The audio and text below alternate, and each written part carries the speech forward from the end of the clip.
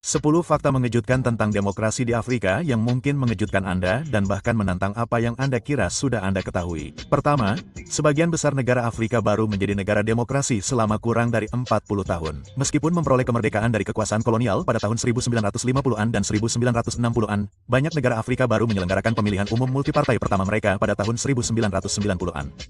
Itu berarti eksperimen demokrasi di Afrika masih sangat muda dan rapuh.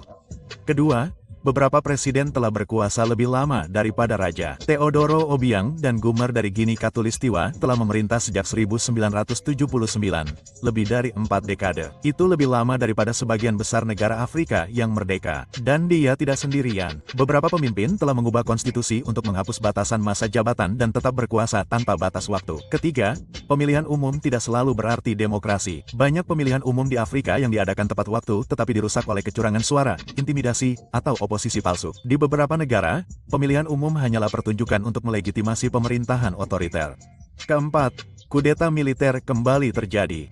Antara tahun 2020 dan 2023 saja, ada 7 kudeta militer yang berhasil di Afrika di negara-negara seperti Mali, Burkina Faso, dan Niger. Ini menandakan meningkatnya rasa frustrasi terhadap pemerintahan sipil yang korup. Kelima, beberapa negara demokrasi Afrika melarang partai oposisi. Di tempat-tempat seperti Eritrea, tidak ada partai oposisi yang diizinkan. Di tempat-tempat lain, para pemimpin oposisi dipenjara atau didiskualifikasi karena alasan teknis. Jadi secara teknis, ada pemilihan umum, tetapi hanya satu nama di surat suara. Sebelum saya mengungkap 5 fakta terakhir tentang demokrasi di Afrika, seperti video ini untuk mendukung Afrika. Keenam, kekuatan asing seringkali memengaruhi hasil pemilu. AS, Tiongkok, Rusia, dan bekas kekuatan kolonial seperti Perancis semuanya mendanai kampanye, memengaruhi narasi, atau mendukung pemimpin tertentu yang melindungi kepentingan ekonomi mereka, bukan warga negara Afrika. Ketujuh, kaum muda seringkali tidak dilibatkan dalam proses demokrasi. Lebih dari 60% populasi Afrika berusia di bawah 25 tahun. Namun, banyak pemerintahan dijalankan oleh pemimpin yang berusia di atas 70 tahun. Suara kaum muda dikesampingkan dalam pengambilan keputusan dan partisipasi pemilih di kalangan kaum muda seringkali sangat rendah. Kedelapan, kebebasan media terancam.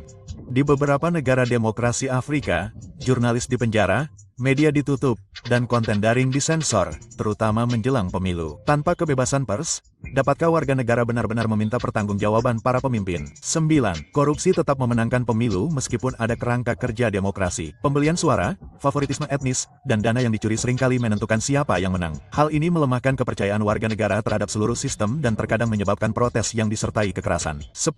Warga negara Afrika kehilangan kepercayaan terhadap demokrasi. Survei Barometer Afro tahun 2023 menunjukkan penurunan dukungan terhadap demokrasi di lebih dari 20 negara Afrika. Orang-orang frustrasi dengan para pemimpin yang menjanjikan demokrasi tetapi menepati janji.